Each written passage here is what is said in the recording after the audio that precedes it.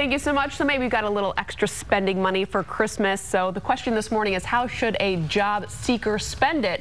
Our career expert from Pando Daily has some great options this morning. Good morning, Kim. How are you? Good morning. So you got a little cash for the holidays. Yes. How should we spend it appropriately if we are looking for a job? Well, I think the first thing when you're looking for a job is you want to, maintain that mental and physical stimulation. It's so easy to get really, really lazy when you're not, when you don't actually have a job, you don't have a place to be at a certain time. And so group exercise classes is a really great way to invest those holiday dollars. So you may be thinking, okay, well, I have a gym membership, so why not just invest my money there on a monthly basis? But what a group exercise class does is it gives you a disciplined schedule. It gives you structure. You have to be at a certain place at a certain time. Motivation. So you have, exactly, so you have to set your alarm clock. You have to be there. And you also have to be punctual, which is key.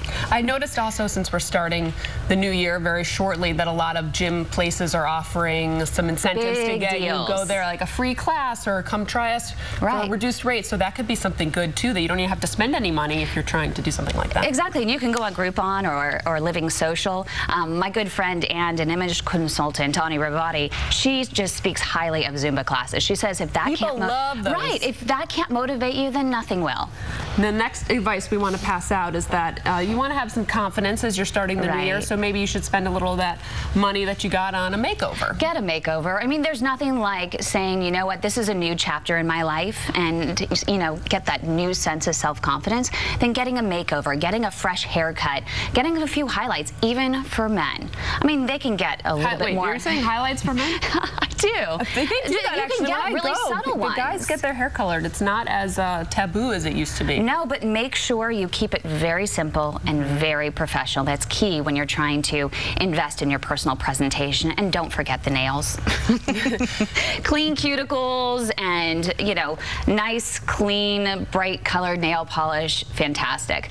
Not bright purple or bright red, but just a very professional, subtle color. There's something about having appropriate looking hands that also goes a long way. Well, the first thing is you shake hands with someone. The first thing they're really going to look at is your face and then your hands. I'm glad I got a manicure then before we talked this morning. They look nice. Thank you. So let's say you got some gift cards for Christmas or Hanukkah or whatever, but they're to places that you would never go to. And so this is just money that's burning a hole. You got that $25 gift certificate for Lobster Shack, didn't you? I mean, maybe. I do like lobster though, so that wouldn't go to waste on me. But maybe it's a place that I would never shop. But what do I do with this card now? Well, you can do a couple things, and you can sell them on eBay. If you really need to devote those resources to the job search, a $25 gift card, you can sell it on eBay. Even, don't worry, sell it at a loss for just a couple of dollars. $23 is better than nothing. You can also go onto a site like cardpool.com where you can trade or exchange your gift card for something that is more beneficial to you. For example, if you got a $25 gift card for Lobster Shack, you can trade it in for a gift card for Best Buy. Maybe we can even go on there. I just found a $25 gift card for Best Buy sitting in my wallet. And sometimes those cards also expire. They're not good for life, so it's got to use it or lose it type of thing. Actually, in California, they have a special law that doesn't let them expire. If you pay money for a gift card, it's yours for life? It's yours for life. It can't expire as long as the company doesn't go out of business, of course. There's a key there. I never even thought of that if I got a gift card for somewhere, instead of just letting it just sit in my drawer to try to sell it to someone. That's a great idea to make a little extra money. And one key that people don't know, and you can go on to cardpool.com and trade or exchange it, but Amazon also allows you to trade any gift card on cardpool.com for an Amazon gift card.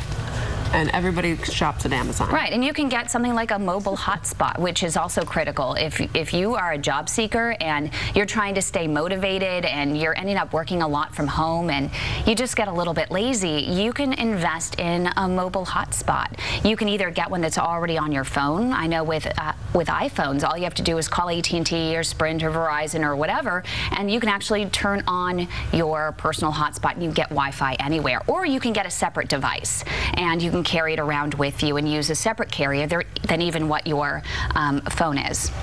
Great advice, Kim. Thank you for joining us this morning. Thank you. We're going to take a quick break and be right back. Thank you.